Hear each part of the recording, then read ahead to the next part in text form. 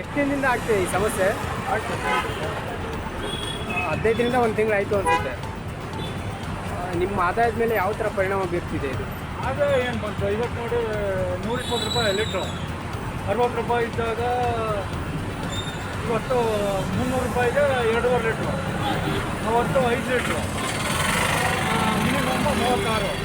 ಕರ್ನಾಟಕದಲ್ಲಿ 224 ಜನ MLAಗಳು, 28 ಜನ ಇವರು ಸಂಸದರು, ಇಷ್ಟು ಜನ ಎಲ್ಲ ಬೇಕಾದಷ್ಟು ಜನ ಅವರೇ. ಪ್ರಯೋಜನ ಏನು ಬಂತು? ಒಬ್ಬ MLAಗಳಾಗಲಿ ಎಂ ಪಿಗಳಾಗಲಿ ಯಾರೂ ಈ ವಿಚಾರದಲ್ಲಿ ಮಾತಾಡಿಲ್ಲ ಇದುವರೆಗೂ.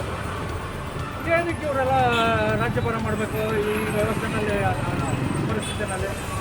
ಏನು ಆಟೋದವ್ರಿಗೆ ಇಡೀ BJP ಆಗಲಿ ಬೇರೆ ಯಾವುದೇ ಕಾಂಗ್ರೆಸ್ ಸರ್ಕಾರ ಆಗಲಿ ಯಾವುದೇ ಸರ್ಕಾರಗಳು ಬಂದು ಆಟೋದವ್ರಿಗೆ ಒಂದು ನ್ಯಾಯ ಪೈಸ ಯಾವ ಸರ್ಕಾರಗಳಿಂದನೂ ಪ್ರಯೋಜನ ಇಲ್ಲ. ಯಡಿಯೂರಪ್ಪ ಇದ್ದಾಗ ಕೊರೋನಾ ಟೈಮಲ್ಲಿ 5,5 ಸಾವಿರ 8 ಸಾವಿರ ಕೊಟ್ಟರು. ಅದು ಕೇವಲ 2 ಲಕ್ಷ ಜನಕ್ಕೆ ಮಾತ್ರ ಸಿಕ್ಕಿತ್ತು. ಇನ್ನು 7 ಲಕ್ಷ ಜನಕ್ಕೆ ಯಾರಿಗೂ ಸಿಗಲಿಲ್ಲ. ಈಗಂತೂ ಇಲ್ಲವೇ ಇಲ್ಲ. ಈಗಂತೂ ಯಾವ MLA ಚೀಫ್ ಮಿನಿಸ್ಟರ್ ಆಗಲಿ ಆ ವಿಚಾರ ಮಾತಾಡ್ತಾನೆ ಇಲ್ಲ. ಏನು ಬಡ್ಕೊಂಡು ಕಾಯ್ದು 120 ರೂಪಾಯಿ, ಮಿನಿಮಮ್ 36 ರೂಪಾಯಿ. ಏನು ಗಾಡಿ ಓಡಿಸೋಕ್ಕಾಗತ್ತೆ?